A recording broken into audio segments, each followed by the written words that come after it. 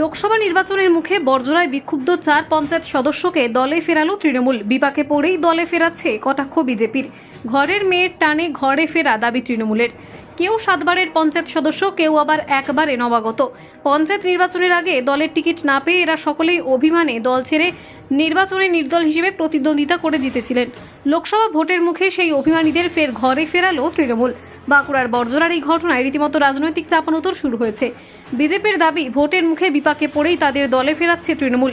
তৃণমূলের দাবি, ঘরের মেয়ের টানেই তাদের দলে ফেরানো হচ্ছে। শুক্রবার বাঁকুড়ার বিষ্ণুপুর লোকসভা কেন্দ্রের বড়জোড়া এলাকায় প্রচারে যান তৃণমূল কর্মী সুজাতা মণ্ডল।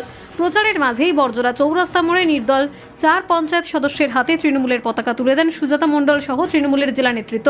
এই 4 পঞ্চায়েত সদস্য দীর্ঘদিন তৃণমূল করে এলেও গত গ্রাম পঞ্চায়েত নির্বাচনে দলীয় টিকিট না পেয়ে নির্দল হিসেবে প্রতিদ্বন্দ্বিতা করে জয়লাভ করেছিলেন।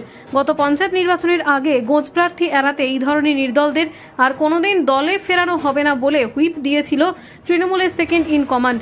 লোকসভা ভোটের মুখে সেই হুইপ অগ্রাহ্য করে নির্দল হিসেবে নির্বাচিত বিক্ষুব্ধ 4 তৃণমূল পঞ্চায়েত সদস্যকেই দলে নিল তৃণমূল। তৃণমূল জেলা নেতৃত্বের দাবি, ওই 4 জন দলের সম্পদ। অভিমান হয়েছিল, অভিমান মিটিয়ে তারা দলে ফিরতে চাইছিলেন। পরবর্তীতে রাজ্যের নির্দেশেই ফের তাদের দলে ফেরানোর সিদ্ধান্ত নেওয়া হয়। সুজাতা মণ্ডলের দাবি, ঘরের মেয়ের পাশে দাঁড়াতেই অভিমানীরাও এখন তৃণমূলের সঙ্গে চলে আসছেন। বিজেপির দাবি, তৃণমূলের করুণ অবস্থা, তাই নির্দলদেরও ঘরে ফেরাতে বাধ্য হচ্ছে তৃণমূল। উন্নয়নে সামিল হওয়ার জন্য, মমতা ব্যানার্জির উন্নয়নে সামিল হওয়ার জন্যই তৃণমূলে ফিরলাম। আপনার কি ভয় দেখানো হয়েছে? না, এখানে কোনো ভয় দেখানোর কোনো ব্যাপার নেই। দলের অনুগত সৈনিক আমি ছিলাম। আগে তৃণমূল কংগ্রেসই করতাম। গত পঞ্চায়েত নির্বাচনে নির্দল প্রার্থী হয়ে জয়লাভ করি এবং সেখান থেকে আমি আবার তৃণমূলে ব্যাক করলাম। আমার এলাকার মানুষকে নিয়ে আমি আবার তৃণমূলে ফিরলাম। কি কারণ? কারণ মান অভিমান কিছু হয়েছিল, হ্যাঁ, সেই কারণে। সামনে তো লোকসভা ভোট, ভোটের আগেই জয়নি। এই জয় কারণ সামনে লোকসভা নির্বাচন। আমরা সাধারণ কর্মী, আমরা মানুষের জন্য সবসময় থাকি পাশে, যখন ডাকে তখন পাই।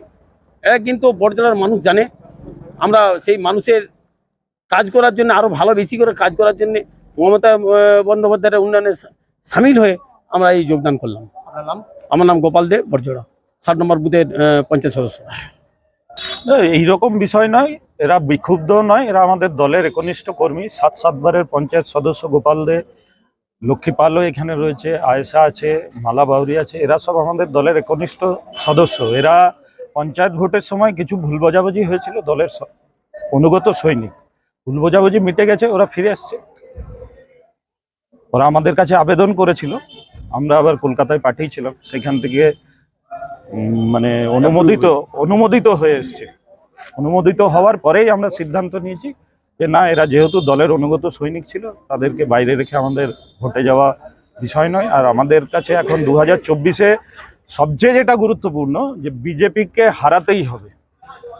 যে তানাশাই চলছে নরেন্দ্র মোদীর নেতৃত্বে, যে ধরনের অন্যায় অবিচার সাধারণ মানুষের উপর নেমে এসছে, যে হারে জিনিসপত্রের দাম বেড়ে গেছে, যে হারে পেট্রোল, ডিজেল, গ্যাস, কেরোসিনের দাম বেড়ে গেছে, যে হারে বাংলার প্রতি বঞ্চনা হচ্ছে, 100 দিনের কাজের টাকা যেভাবে আটকে রাখা হয়েছে, আবাস যোজনার টাকা আটকে রেখে দিয়েছে, পথশ্রী প্রকল্পের টাকা আটকে রেখে দিয়েছে, বাংলা বিরোধী যে ষড়যন্ত্র চলছে, তাতে আমরা জনগর্জন তুলেছি।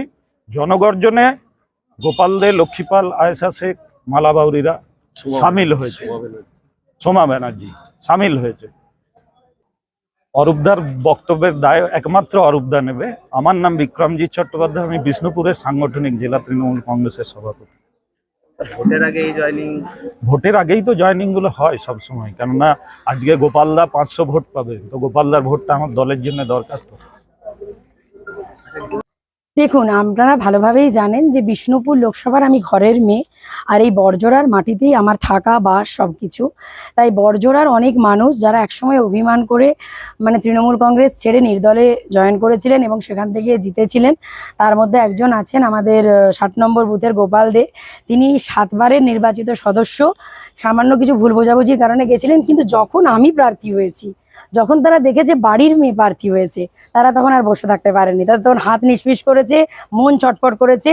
এবং আমি প্রার্থী হওয়ার দিন থেকেই তারা প্রত্যেকে ফোন করছে বারবার করে যে আমরা তৃণমূলে ফিরতে চাই আর আমরা বাড়ির মেয়ের হয়ে প্রচার করতে চাই। তাই তাদের প্রতি আমার শ্রদ্ধা, ভালোবাসা এবং তাদের এই বাড়ির মেয়ের প্রতি আবেগ, ভালোবাসা প্রমাণ করে দেয় যে সেই মানুষগুলো তৃণমূল কংগ্রেসে ফিরেছে এবং বাড়ির মেয়ের টানের প্রতি তাদের যে মানে অকুতোভয় যে টান, যে বাড়ির মেয়ের জন্য ভোট করবে, সেজন্যই তারা এসেছে। দেখুন, এই প্রতিহিংসার রাজনীতি বিজেপি তো বরাবর করছে। তারা কোনো সুরাহা খুঁজে পাচ্ছে না, তাদের সংগঠন নেই, তারা বুঝতে পারছে বিগত বিধানসভার মতো লোকসভাতেও ফলাফল খারাপ হতে চলেছে। সেই জন্য তারা আমাদের বিভিন্ন নেতৃত্ববর্গকে মানে তারা টার্গেট করছে, বাড়িতে সিবিআই পাঠাচ্ছে, ইডি পাঠাচ্ছে, আইটি রেড করতে পাঠাচ্ছে। কিন্তু একটাই কথা বলবো, এভাবে করে খুব একটা লাভ কিছু হয় না। দেখুন, ওনারা বিগত বিধানসভার আগেও তো এরকম অনেক অত্যাচার করেছেন, ফল কি হয়েছে? লোকসভাতেও ফলাফল মিলিয়ে নেবেন, বিজেপির ফল ভালো হবে না, কারণ মানুষ তাদের এই প্রতিহিংসার রাজনীতি মেনে নিচ্ছে না।